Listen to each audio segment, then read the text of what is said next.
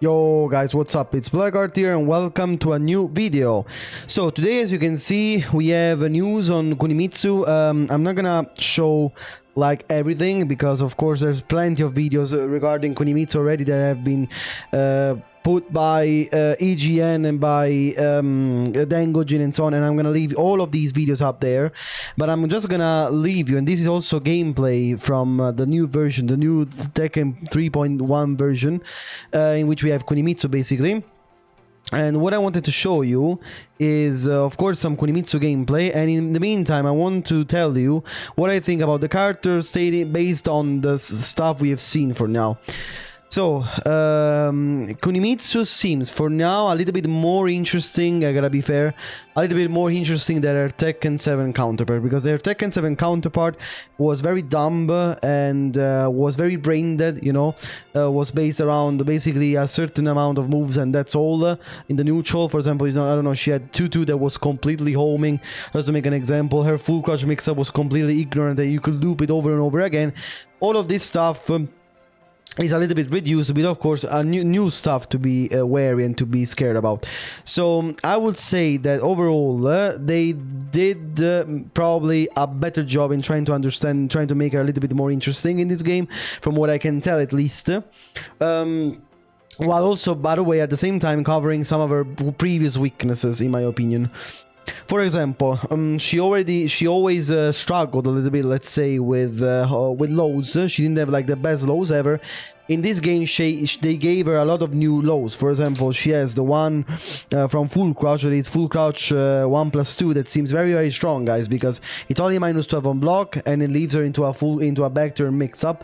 She seems almost like this low. You can see it right there. For example, here we go.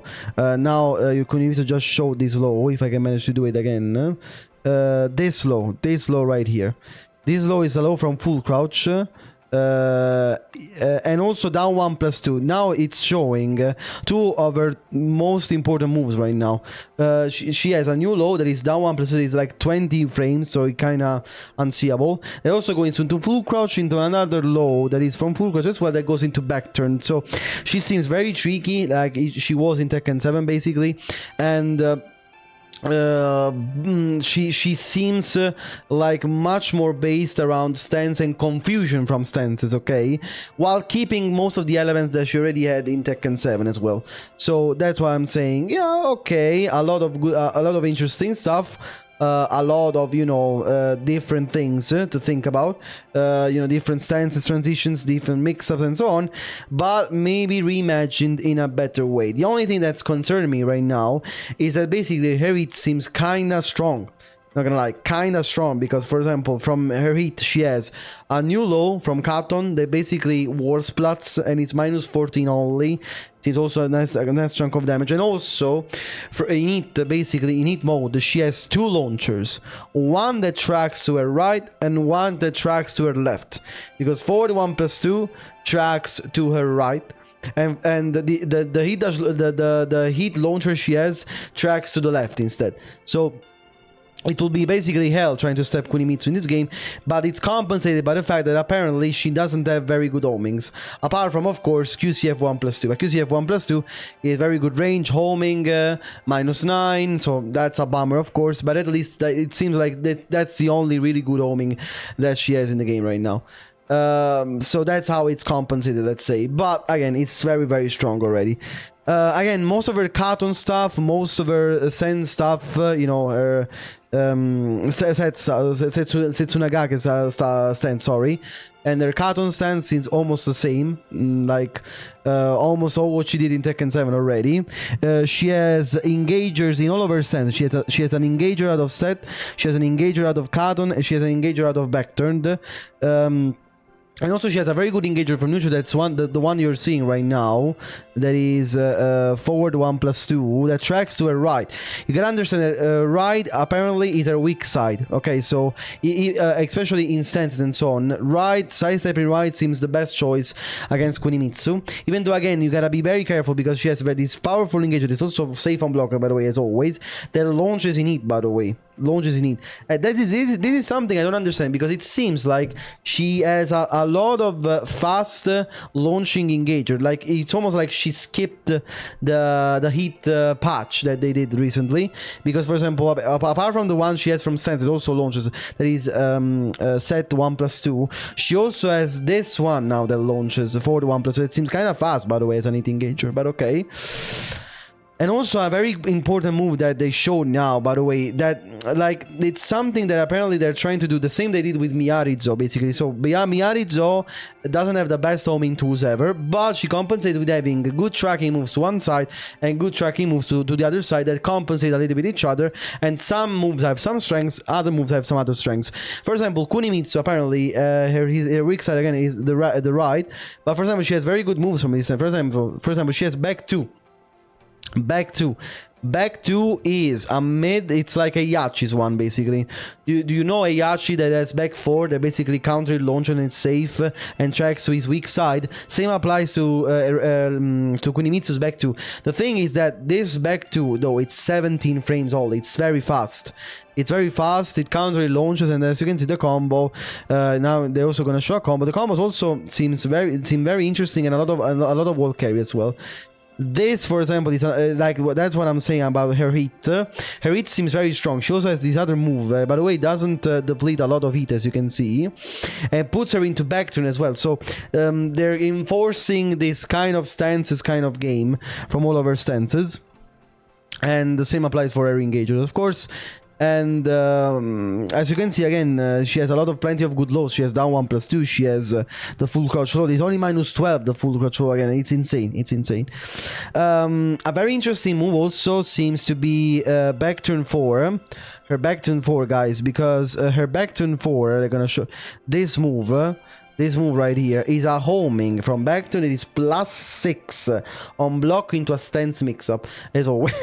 So it seems very, very strong. And another great mid that she gained now, like, I think that the only thing I think that now she does a little bit better is pressure with stances. Because in previous games, especially for example in Tekken 7, her stances were mostly used, let's say, to approach, but not in a mix-up, like not, let's say, on block, not forced transitions into plus frames on block.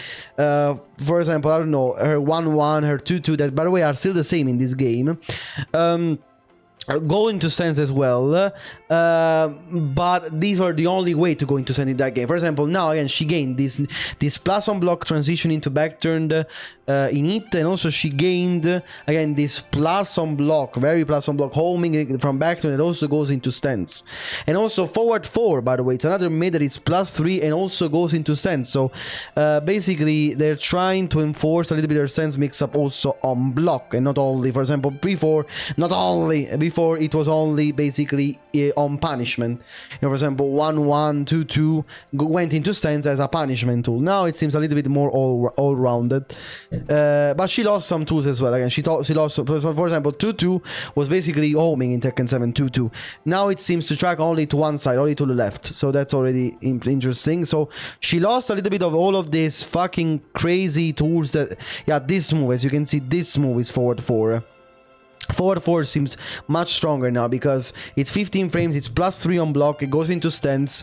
If you step right, there is the 1+2 that catches you. If you stand still, there is the low that also counter launches you as well from set. So all of the stuff that she already had in Tekken 7 basically, but now it's even worse. Now it's even much more oppressive. And by the way, again, as you can see, when forward 4 hits on counter, it 1+2 is completely guaranteed. And the damage is crazy. And by the way, again, this is an engager that launches, by the way. This is another important move of hers in it. Again, this move tracks to one side. It's one of their heat launchers. This move tracks to one side, tracks to the left, and forward 1+2 tracks to the right. But as you can see, at least as part of the of the heat nerfs in season 3.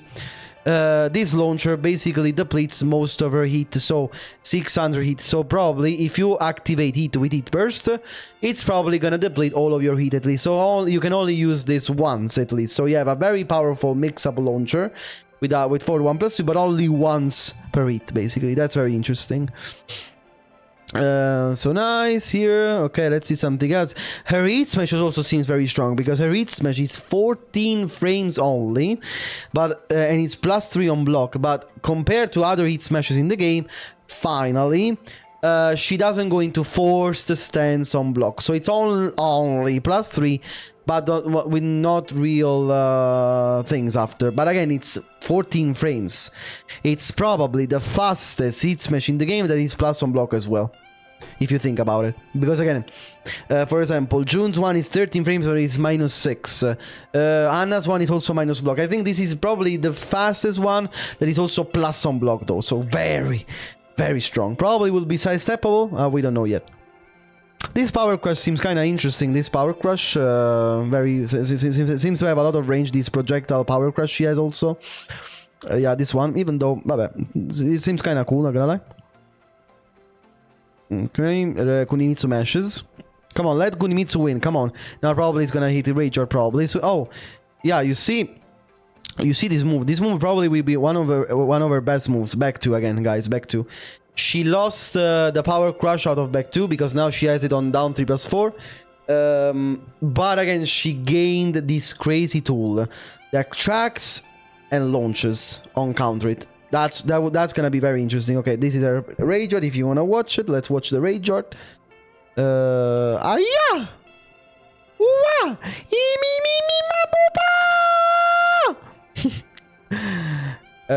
Okay, and again, this low also, you see the range of this low, by the way. This is basically this. She had this low before in Tekken 7 from full crush. It was like full crush down for 2, and now she has it from standing. It's down 1+2. And look at the range, by the way. Look at the range. It's the range. The range is crazy.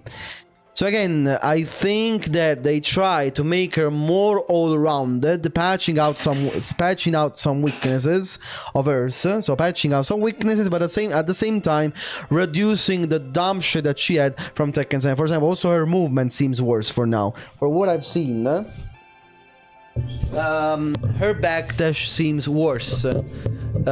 So yeah, what can I say, guys? I'm very, very excited. I already have a lot of notes on the character. I'm very excited to try her out, of course. Let's see. We'll see how she plays. But let me know if you like this. If you like this quick video, guys. Of course, I enjoy doing it as always with you guys. And thanks everybody for watching. And see you guys very soon again. Take care. Love you.